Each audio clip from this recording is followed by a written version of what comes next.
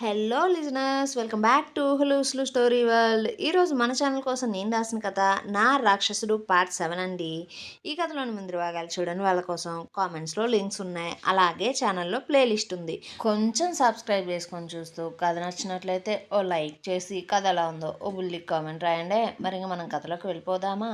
సుమన, గాయత్రి కలిసి వారి గతం గురించి ఆలోచించుకుని నిత్య తల్లి నీలాంబరికి వారి వల్ల జరిగిన అన్యాయానికి బాధపడతారు. ఈశ్వర్ నిత్య మీద అనుమానంతో ఎంక్వైరీని మొదలు పెడతాడు. గాయత్రి నిత్యను చూడడం కోసం సుమన ఇంటికి బయలుదేరుతుంది. వారు ఆ ఇంటికి వచ్చేసరికే నిత్య రాఘవేంద్ర తాతయ్యకు భుజాలు నొక్కుతూ ఉంది, అతనికి నొప్పులు పుట్టడంతో. అయితే రాఘవేంద్ర నిత్యతో, నిత్య, మా ఇంట్లో ఒకప్పుడు ఒక పిల్ల ఉండేది, తన పేరు నీలాంబరి. తను కూడా ఇలాగే నేను ఆఫీస్ నుంచి అలసిపోయి వస్తే చాలు భుజాలు పడుతూ ఉండేది. ఎంతో ప్రశాంతంగా అనిపించేది ఆ చేతి స్పర్శ. ఇప్పుడు నాకు నువ్వు పడుతున్నా కూడా అలాగే ఉందమ్మా అంటూ తన తల్లి గురించి నిత్యకే చెబుతూ ఉంటే అది విన్న గాయత్రి సుమనకు నిత్యను చూసి చాలా బాధగా అనిపిస్తుంది.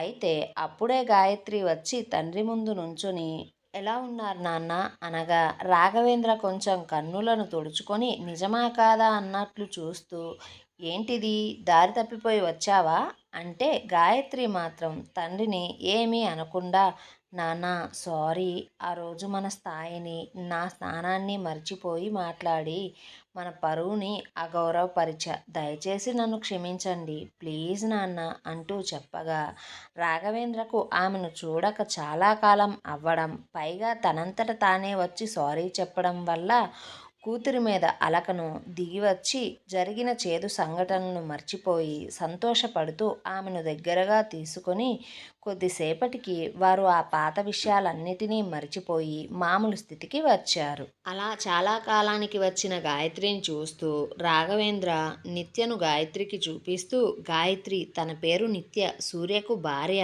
అనగా గాయత్రి నిత్యను మనస్ఫూర్తిగా గుండెలకు హత్తుకొని ఒక 20 సెకండ్ల పాటు అలాగే ఉండి తరువాత ఆమెను వదిలి తన 2 చేతులలోకి నిత్య ముఖాన్ని తీసుకొని ఆమె నుదిటి మీద చాలా ప్రేమగా ముద్దు పెట్టుకొని, నాన్న నేను నా మనస్ఫూర్తిగా చెబుతున్నా, నీ మనవరాలైతే మహాలక్ష్మిలా ఉంది అంటే రాఘవేంద్ర, అవునురా గాయత్రి, ఈ పిల్ల అడుగు పెట్టిందో లేదో నా కొడుకుకు ఎప్పటి నుంచో కోరుకుంటున్న కొరియన్ కాంట్రాక్ట్ కూడా దక్కించుకున్నాడు. ఇక నుండి మనం కొరియాకి కూడా ఇండియన్ పార్సిల్స్ని ఎక్స్పోర్ట్ చేయవచ్చు.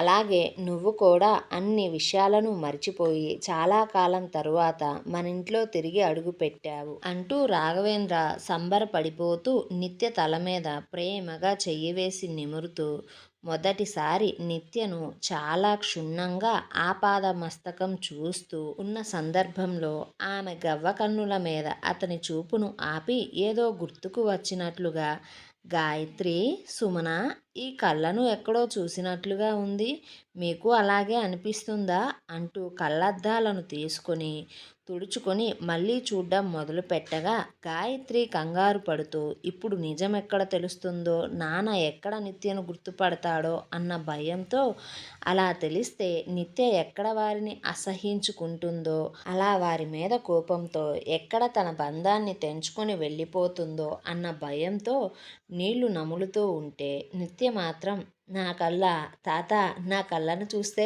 మీకు ఎవరిలా అనిపిస్తున్నాయి అంటూ అడగ్గా, గాయత్రి ఇక టాపిక్ని మార్చాల్సిందే అనుకొని, నాన్న నేను వచ్చి ఇంతసేపు అయింది, పైగా రాక రాక చాన్నాళ్ళకు వచ్చా, కనీసం నీ కోడలితో ఏమన్నా చేపించేది ఉందా లేదా, లేదా ఒట్టి కడుపుతోనే ఉంచుతావా నన్ను అంటుంటే నిత్య, అయ్యో ఆంటీ, అత్తయ్య ఎందుకు, నేనే మీకు తినడానికి ఏమైనా చేసుకుని వస్తా కూర్చోండి అంటూ వెళ్ళిపోతుంటే గాయత్రి నిత్య చెయ్యి పట్టుకుని ఆపి, నిత్య, ఆంటీ కాదు పిన్ని అని పిలువు అనగా నిత్య కంట్లో నీళ్లు తిరిగాయి. అది చూసిన సుమన గాయత్రి కంగారుగా, ఏమైందమ్మా, ఎందుకు అలా అయిపోయావు అంటుంటే నిత్య కన్నీటిని తుడుచుకుంటూ, అత్తయ్య, ఇంతవరకు నన్ను అనాథను అంటూ, ఎవరూ లేనిదాన్ని అంటూ, అనాకారి దాన్ని అంటూ కొంతమంది ఎన్నో ఎన్నో మాటలు అన్నారు, కానీ ఇలా వరసలు పెట్టి పిలవమని ఎప్పుడూ ఎవ్వరూ నాతో చెప్పలేదు.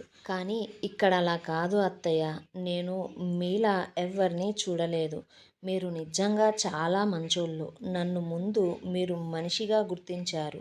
ఆ తరువాత మీలో ఒకరిగా భావిస్తున్నారు. మీతో సమానంగా చూస్తున్నారు.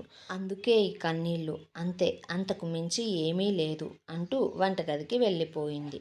మరోవైపు గగన్ వైజాగ్కి వచ్చి నేరుగా తన జాంగ్రీ ఉన్న కేఫ్కి వెళ్ళి, ఏంటి నా మీద బెంగ పెట్టుకున్నావా, అప్పుడే స్టేట్స్ నుంచి నా కోసం వచ్చేసావు అంటూ మాట్లాడుతుంటే అతని మాటలను విన్న పవిత్ర అతనిని అక్కడ చూసి, గగన్ కొంచెం మంచిగా మాట్లాడు. నేనేమీ నీ కోసం రాలేదు. నా సొంత పని మీదే వచ్చా. అయినా నీకిక్కడేం పని? ఇక్కడికి వచ్చి నాతో మాట్లాడుతున్నావు అంటుంటే గగన్ మాత్రం, నా పని అంతా నీతోనేనే. ఇంతకీ నా కార్ని ఎప్పుడు కొనిస్తావు? ఇప్పటికే 4 నెలలు పైన గడిచిపోయింది నా కార్ను నువ్వు పాడు చేసి అంటుంటే పవిత్ర విసుగ్గా, గగన్ ఇది నీకు చాలా అన్యాయంగా అనిపించడం లేదా? నేను నీ కార్కి చేసిన డ్యామేజ్ చాలా చిన్నది. అందుకు కార్నే అడుగుతున్నావు నువ్వు. నీకు కొంచెం కూడా మనస్సాక్షి లేదు అంటుంటే గగన్ పవిత్రను ప్రేమగా చూస్తూ, అదే మనస్సాక్షి నీకుంటే నా ప్రేమ నీకు అర్థమయ్యేదే కదా. కానీ నీకు ఇంకా అర్థం అవ్వడంలా. అందుకే నేను నా మనస్సాక్షిని పక్కన పెట్టేశా. పోనీ నువ్విప్పుడు నా ప్రేమకు ఓకే చెప్పు. నేను ఆ కారును అడగడం మానేసి అవసరమైతే నేనే మన ప్రేమకు గుర్తుగా నీకు గిఫ్ట్గా ఒక కొత్త కార్ని కొనిస్తా అంటుంటే పవిత్ర గగన్ని కోపంగా చూస్తూ, గగన్ నేను చెప్పేది బాగా విను. నేను మా బావను ప్రేమిస్తున్నా. అయినా ఎందుకు నువ్వు నా వెంట పడుతున్నావు? ఈ విషయం నీకు నేను ఆల్రెడీ చెప్పేశాను కదా. ఇంకా ఎన్నిసార్లు చెప్పాలి, ఎంతని చెప్పాలి అంటూ ఉంటే గగన్ పవిత్ర మాటలన్నీ వింటూ, సరే పవిత్ర, ఆ బావ ఎవరో నాతో చెప్పు. నేనే అతనితో తేల్చుకుంటా అనగా పవిత్ర, ఏంటి నువ్వు తేల్చుకునేది, గోంగూర కట్ట అంటుంటే గగన్ నవ్వుతూ, గోంగూర కట్టో కొత్తిమీర కట్టో నీకెందుకులే గాని జాంగ్రీ.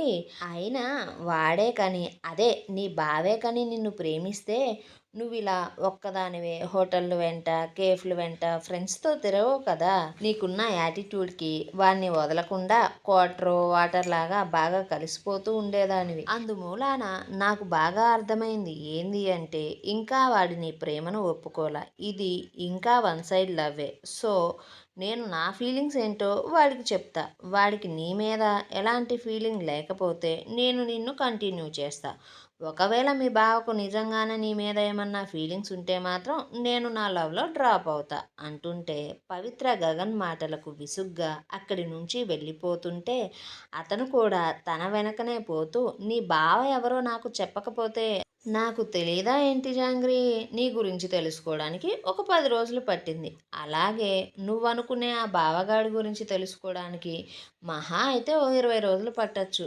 ఏదో ఒక రకంగా నేను తన గురించి తెలుసుకొని నీ గురించి మాట్లాడి అతని ఉద్దేశాన్ని తెలుసుకొని నిన్ను కలుసుకుంటా అంటూ ఆమె బుగ్గ మీద చిన్నగా చిటిక వేసి వెళ్ళిపోయాడు.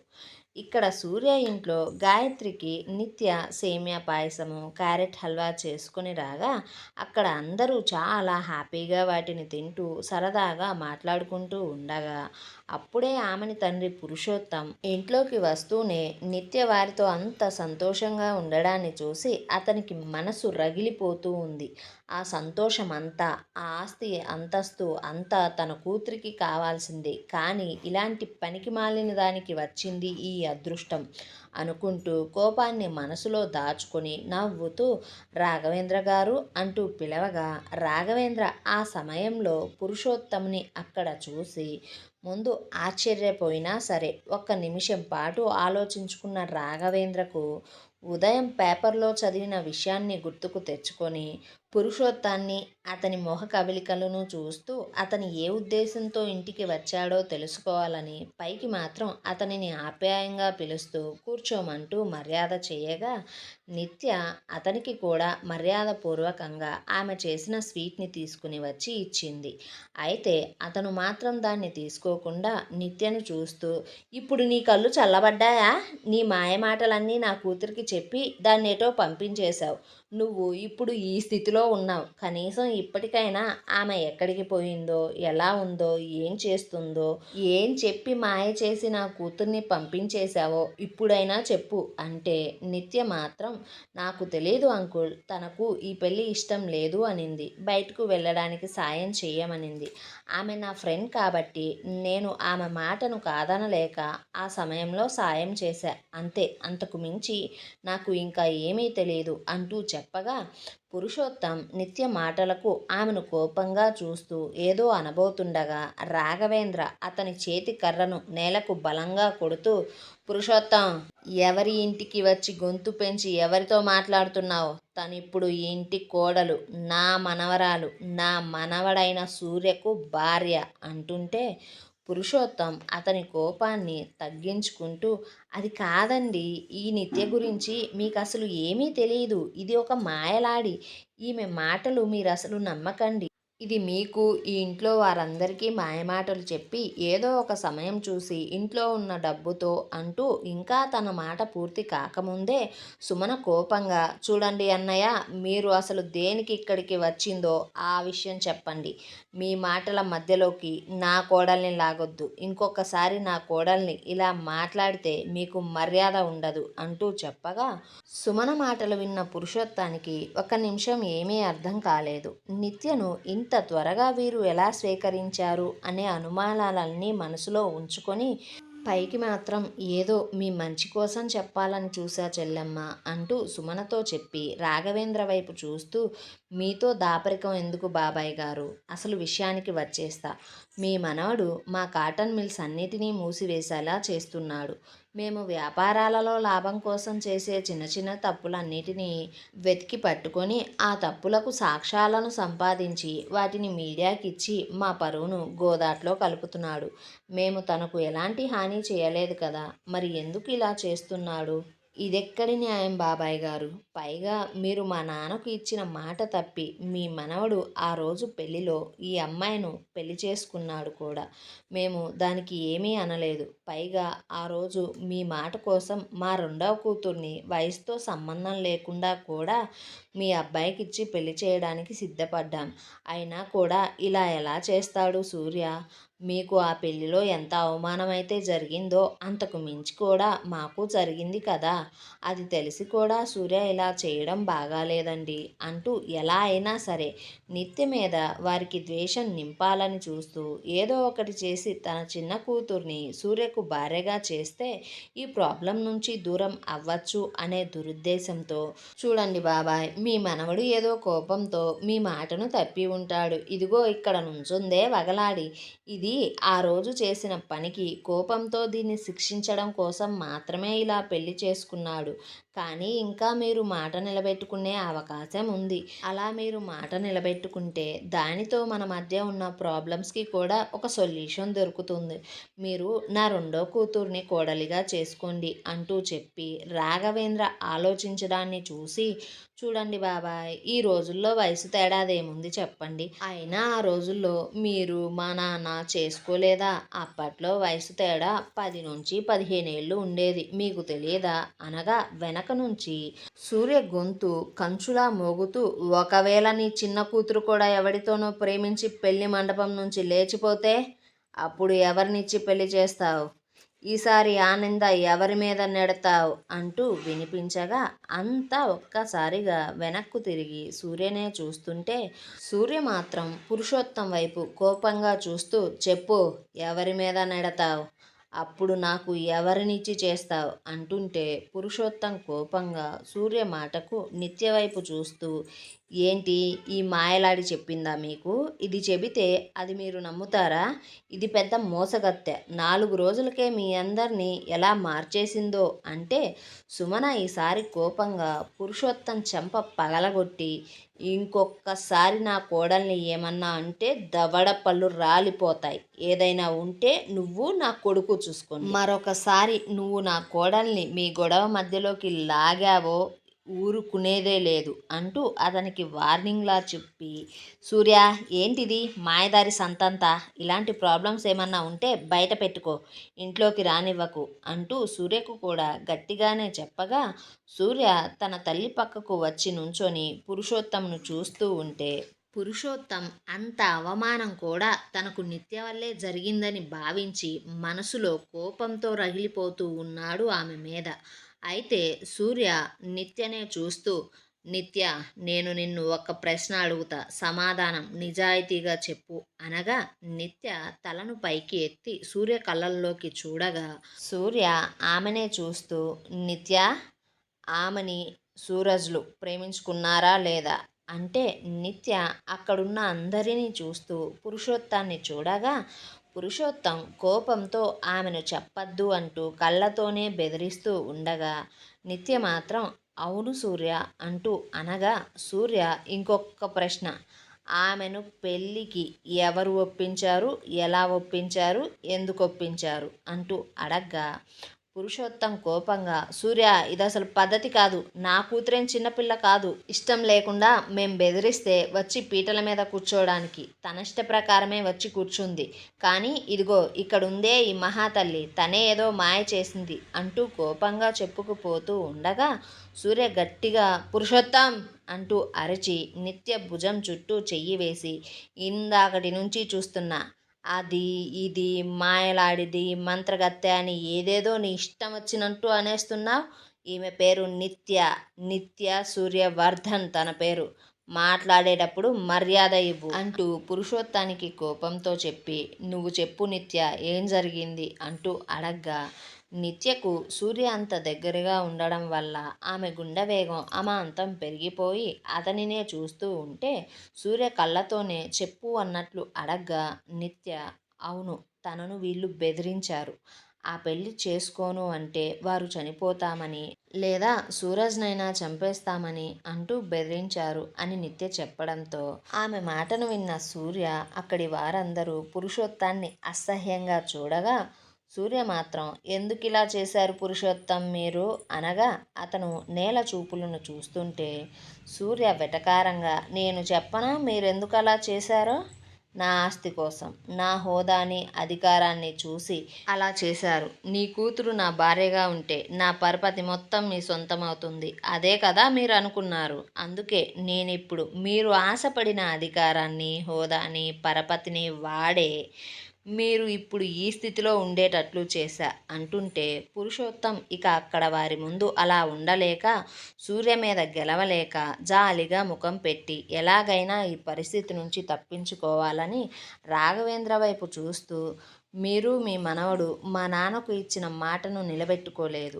అందుకు ఇప్పుడు నేను ఎవ్వరిని బాధ్యుల్ని చేయలేకపోతున్నా, ఆ మాటను నిలబెట్టుకోలేకపోయినా సరే దయచేసి ఇప్పుడు మీరు నా తండ్రి స్థాపించిన మిల్స్ జోలికి రాకుండా ఉండండి ప్లీజ్, అది మా నాన్న కష్టార్జితం, నేను చేసిన తప్పుకు ఇక మీకు ఎప్పుడూ నా మొహం చూపించను అంటూ ఉంటే, సూర్య అతని మాటను విని, అంటే ఇప్పుడు మీరు మాట్లాడిన మాటకు అర్థమేంటి పురుషోత్తం, మీ తప్పును ఒప్పుకున్నట్టేనా అంటూ అతనిని అరుస్తూ, నీ వల్ల నా పరువు ప్రతిష్ట బజారు పాలు కాబోయాయి, ఇప్పుడు తెలిసిందా మీకు నేను ఆ రోజు పడ్డ బాధ ఎలా ఉంటుందో అనగా, రాఘవేంద్ర, నువ్వు వెళ్ళు పురుషోత్తం, నేను నా మనవడితో చెప్తా, ఇక అతను మీ జోలికి రాడు, ఇక నువ్వు ఎప్పుడూ కూడా మా ముందుకు వచ్చి కనిపించే ప్రయత్నాన్ని చేయకు అంటూ అతనిని పంపించేసి సూర్య వైపు తిరిగి, సూర్య, అతనిని ఇంకా వదిలేరా, వాడి పాపాన వాడే పోతాడు, ఇక నువ్వు తన జోలికి వెళ్ళొద్దు